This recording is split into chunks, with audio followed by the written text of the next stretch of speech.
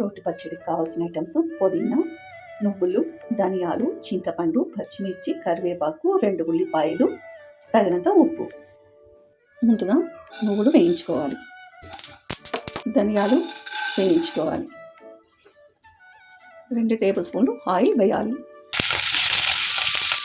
ఆహా, నెయ్యి గుమగుమలాడిపోతుంది.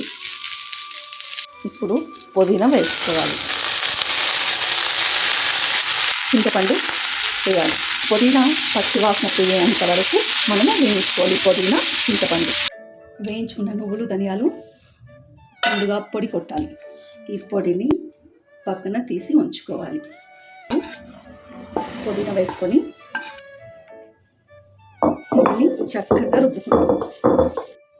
ఇందులో మనం పొడి చేసి పెట్టుకున్న నువ్వులు, ధనియాలు వేసి రుబ్బాలి. కట్ చేసిన ఉల్లిపాయ ముక్కలు ఈ విధంగా రుబ్బాలి.